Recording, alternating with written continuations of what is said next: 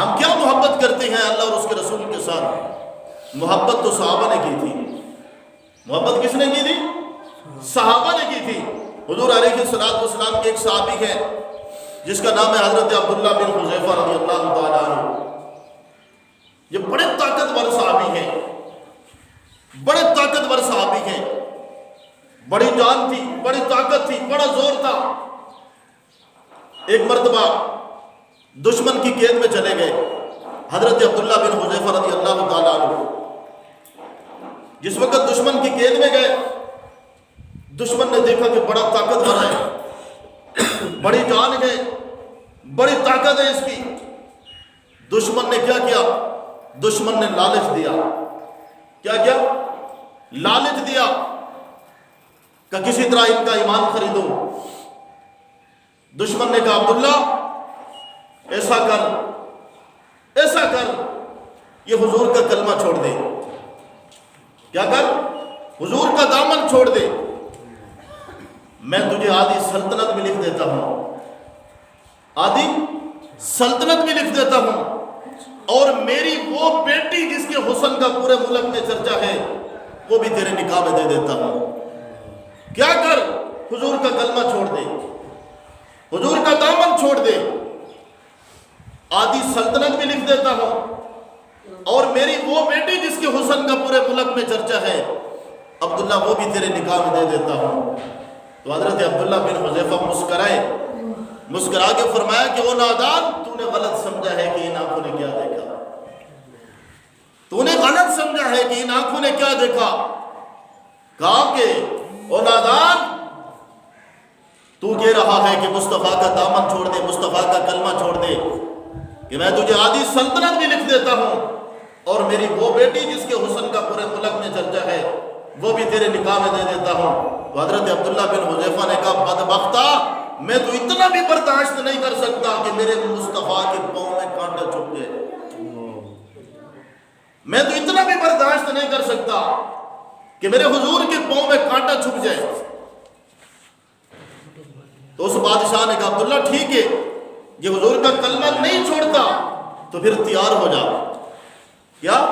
تیار ہو جا، میں دیکھتا ہوں کہ تو کس طرح حضور کا کلمہ نہیں چھوڑتا، تو کس طرح حضور کا دامن نہیں چھوڑتا، میں دیکھتا ہوں۔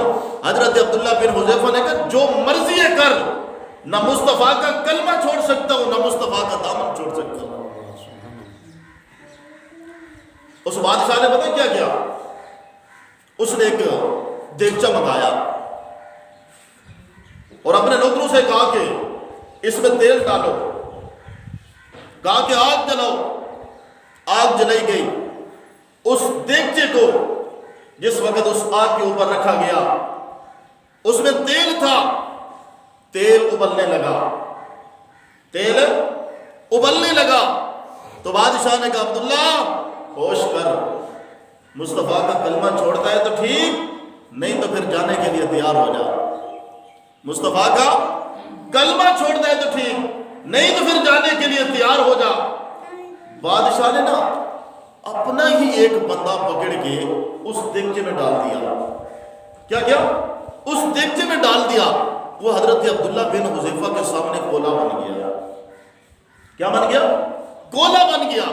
تو بادشاہ کہنے لگا عبداللہ کلمہ چھوڑتا ہے تو ٹھیک، نہیں تو پھر تیار ہو جا۔ حضرت عبداللہ بن حذیفہ نے خوبصورت جملہ کہا تھا۔ حضرت عبداللہ بن حذیفہ نے کہا نادان، جسے تیری آنکھیں ابلتا ہوا تیل دیکھ رہی ہیں، مجھے تو اپنے نبی کا حوض کوثر دکھائی دے رہا ہے۔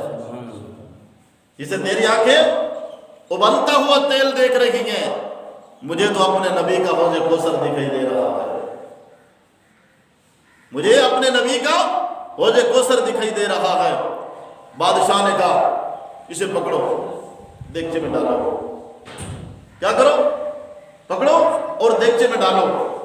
جب بادشاہ کے نوکروں نے اسے پکڑا نا، دیگچے کے قریب ہی لے گئے، حضرت عبداللہ بن حذیفہ کی آنکھوں میں آنسو آ گئے، آنکھوں میں آنسو آ گئے، رونے لگ گئے۔ بادشاہ نے کہا چھوڑ دو، یہ ڈر گیا ہے، چھوڑ دو، یہ ڈر گیا ہے، اب یہ حضور کا کلمہ چھوڑ دے گا، کیونکہ یہ تیل کو دیکھ کر ڈر گیا ہے، دیگچے کو دیکھ کر ڈر گیا ہے، چھوڑ دو، اب یہ حضور کا دامن تو حضرت عبداللہ بن حذیفہ نے کہا او نادان تو نے غلط سمجھا ہے، تو نے غلط سمجھا ہے کہ میں اس دیگچے کو دیکھ کر رویا ہوں، اس تیل کو دیکھ کر رویا ہوں۔ بادشاہ نے کہا پھر کیوں روئے ہو؟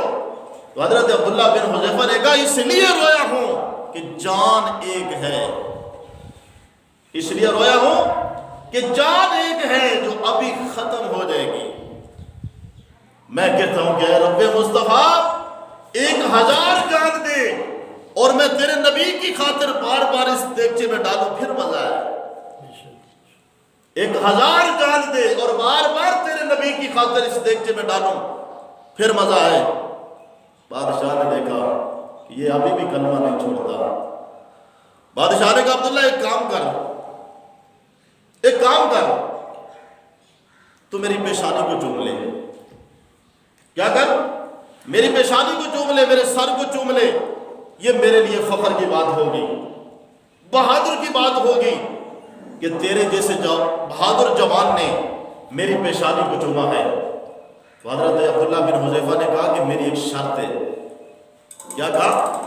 میری ایک اپنی جان کی فکر ہی نہیں ہے، اپنی جان کی فکر نہیں ہے۔ اگر ہمارے جیسا کوئی ہوتا نا فوراً چھلانگ مار کے کہتا ہمیں منظور ہے،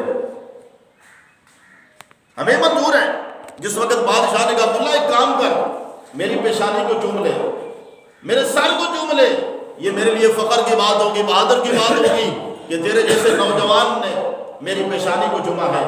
تو حضرت عبداللہ بن حذیفہ نے کہا کہ میری ایک شرط ہے، میری ایک شرط ہے۔ اس بادشاہ نے کہا کیا شرط ہے؟